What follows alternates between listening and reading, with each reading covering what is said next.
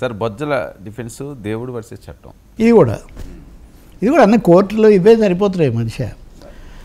ఇప్పుడు ఆ జనసేన ఆమె వినుత, ఆ భర్త చంద్రబాబు, ఆ డ్రైవర్ రాయుడు ఉరఫ్ శ్రీనివాసులు, ఈ హత్య కేసు అది చాలా ఎక్కడో చాలా సంచలనాత్మకంగా బయటపడింది. ఆ తర్వాత అది అలా తీగలాగితే డొంకంత కదిలినట్టు చాలా అయింది.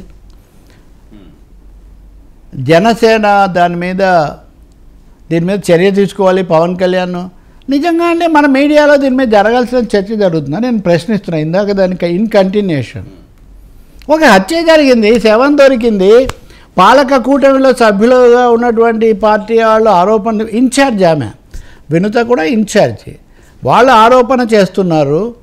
వాళ్ళు ఎమ్మెల్యేగా ఉన్న బొజ్జల సుధీర్ రెడ్డి మీద వాళ్ళు ఆరోపణ చేస్తున్నారు. ఖచ్చితంగా ఇది సెన్సేషనల్ కదా. ఇది వైసీపీ వర్సెస్ కూటమి కాదు, Janasena versus TDP sitting MLA. Don't the case deserve attention? ఈ కేసు మీద తగినంత శ్రద్ధ పెట్టి ఇదేంటి అని మనం లోతుపాతుల్లోకి వెళ్ళక్కర్లేదా? ఇప్పుడు బొజ్జల సుధీర్ రెడ్డి పాత్ర మీద నిన్న మొన్న వీళ్ళ వెర్షన్ ఎక్కువగా మీడియాలో వచ్చింది. వీళ్ళు పోలీసులకు చెప్పారు ఏమని అంటే మా పడగదిలో కూడా ఇవి సీక్రెట్ కెమెరాలతో చేసి మా వాళ్ళు ఒకరిని లోబరుచుకొని మామూలు బ్లాక్మెయిల్ చేశారు, ఆయన వల్లనే మేము ఇదంతా చేశామని వాళ్ళు ఆయన మీద ఆరోపణ చేశారు అంటున్నారు. ఇప్పుడు జనసేన సస్పెండ్ చేసింది ఆమెను ఆ బాధ్యతల నుంచి. Suspension okay, what about the crime? Janasena చేసిందంటే కొంతవరకు తీసుకుంటే కదా. మరి కొన్ని కేసుల్లో లీకులకేమో మనం షేక్ అయిపోయి, కొన్ని కేసుల్లో లీకులేమో కానీలే స్లో అంటే ఎలా కుదురుతుంది? ఇప్పుడు ఇక్కడ జరగకపోయినా బొజ్జల సుధీర్ రెడ్డి ఈరోజు మీడియాతో మాట్లాడారు. ఆయన ఇవన్నీ పూర్తిగా ఖండించేసాడు. నాకేం సంబంధమే లేదు అసలు, ఎప్పుడో వాళ్ళకు నాకు అసలు ఆమె పెట్టండి.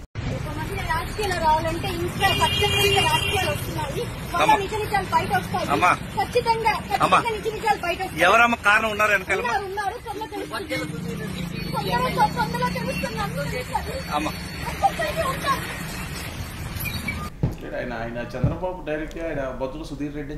ఖచ్చితంగా ఈమెమో కొన్ని వస్తే బయట అన్నారు. ఇప్పుడు ఒక సిట్టింగ్ ఎమ్మెల్యే మీద వస్తే, ఇప్పుడు గతంలో మనం ఇందాక చర్చించినట్టుగా ఒక్క పేరు ఒక్కసారి వస్తే చాలు మేము వెంటనే రంగంలోకి దిగిపోతాము అని చెప్పే ప్రభుత్వం ఇది స్పందన ఎందుకు ఉంది? పోలీసులు ఎందుకు దీని మీద తగినంత వేగంగా స్పందించరు?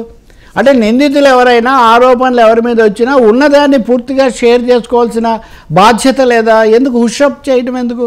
నేనేం సుధీర్ రెడ్డి అని నేనేం చెప్పట్లేదు, బట్ ఆ పేరు వచ్చింది, వాళ్ళు నిందితులుగా ఉన్న వాళ్ళు స్పష్టం. లీక్ కూడా కాదు ఇది, లీకులకే షేక్ అయిపోయిన పరిస్థితి పోయి వాళ్ళు బహిరంగంగా చెప్తే కూడా పోలీసులు ఎందుకు గుంభనంగా ఉన్నారు, తగినంత చర్య వాళ్ళు ఎందుకు తీసుకోవట్లేదు అనే ప్రశ్న వస్తుంది.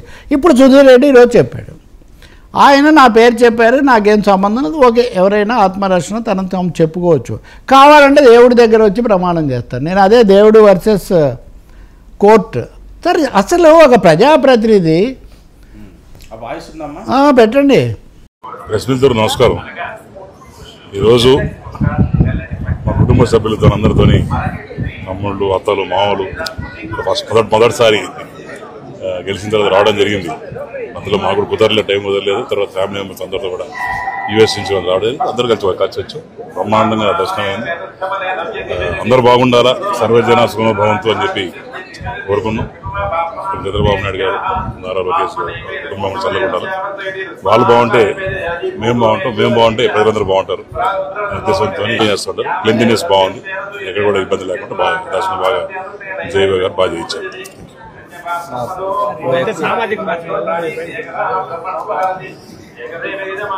పెద్ద ఎక్కువ మాట్లాడుకోలేదు, కానీ ఇది ఫస్ట్ టైం నేను కూడా దీని గురించి మాట్లాడటం. గుడిలో ఉన్నాం, నాకు కూడా 2 పిల్లలు ఉన్నారు, మా కుటుంబం ఉంది. దేవుడు సాక్షిగా, కుటుంబ సాక్షిగా నాకు ఎటువంటి సంబంధం లేదు.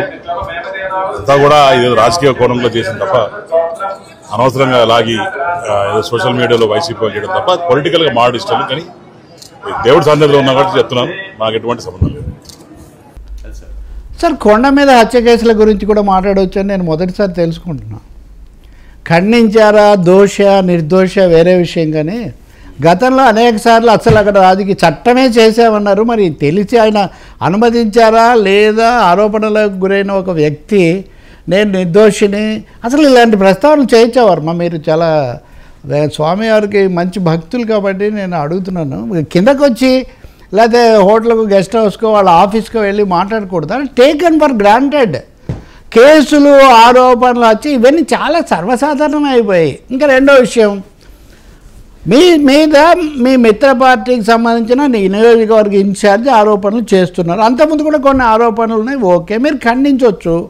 కానీ దేవుడి దగ్గర ప్రమాణం చేస్తారు, నాకు కూడా భార్య పిల్లలు, వీటికి ఈ సెంటిమెంట్లకు చట్టం ముందు ఏమైనా విలువ ఉందా? అది సుప్రీంకోర్టుని ఇంకా కొండ మీద పెడితే పోతుంది కదా. ఇప్పుడు ప్రతి ఒక్కరు నేను దేవుడి ముందుకు వచ్చి ప్రమాణం చేస్తాను అని చెప్పేట్టయితే రాజ్యాంగం ఉంటుంది, దేవుడు ఉంటాడు, వ్యక్తిగత ఇదేమనాలి అంతఃకరణము ఇవన్నీ కూడా ఉంటాయి చట్టం ముందు. కాబట్టి ఖచ్చితంగా ఆయన ఈ విషయం ప్రస్తావించడమే చాలా సీరియస్. ఏదైనా చెప్పేది ఉంటే పోలీసులకు చెప్పాలి తప్ప దైవ సాన్నిధ్యంలో అందరూ ఉండే చోట రాజకీయాలు చాలా తక్కువగా, మహా అయితే అందరూ బాగుండాలి ప్రార్థించాము ఇట్లాంటివి చెప్తారు. కానీ ఒక ఆరోపణలు ఎదుర్కొంటున్న ప్రజాప్రతినిధి మరి దీని మీద చైర్మన్ గారు కానీ టీటీడీ వారు కానీ ఏమైనా స్పందిస్తారేమో నాకు తెలియదు. ఎందుకంటే ఇప్పుడు రాష్ట్రంలో లెక్కలేనన్ని కేసులు ఉన్నాయి. ఇప్పుడు ప్రతి కేసులో నిందితుడు అక్కడికి వచ్చి పూజ చేసి నమస్కారం పెట్టి నేను వచ్చి నిర్దోషిని అని చెప్తుంటే ఇదొక ప్రహసనంలాగా ప్రార్థనా స్థలము, అందులో కూడా ప్రపంచంలో చాలా అత్యధికమైన భక్తులు ఉన్నటువంటి చోట ఇది జరగటం అనేది నిజంగా ఇది నేను అనుకుంటాను దేవుడి ముందు ప్రమాణం చేస్తాను, వీటికేం చట్టం ముందేమి విలువ ఉండదు. రెండోది అధికార పార్టీ ఏం చర్య తీసుకుంటుంది? జనసేన సస్పెండ్ చేసింది, అధికార పార్టీ వివరణను అడిగిందా? ఆయన ఏదో అమెరికాలో ఉండి వచ్చానని ఏదో చెప్తున్నారు కాబట్టి బొజ్జల గోపాలకృష్ణకు బాగా తెలుసు, చంద్రబాబు కూడా సమకాలికుడు ఇదంతా. కాబట్టి గతంలో కూడా వివాదాలు ఉన్నాయి. అధికార పార్టీ కూడా ఇట్లాంటి విషయాల్లో తగిన అప్రమత్తంగా ఉండటం, వెంటనే విషయాలు క్లియర్ చేయడం చాలా మంచిది అనుకుంటున్నాను. బిఆర్ నాయుడు గారు చైర్మన్ గారు కేసులు ఆరోపణల గురించి కొండ మీద మాట్లాడకండి అని ఒక ఉత్తర్వు లేకపోతే ఇది కూడా నిబంధన కూడా పెడితే చాలా బాగుంటుందని కూడా అనుకుంటున్నాను. అది రెండోది.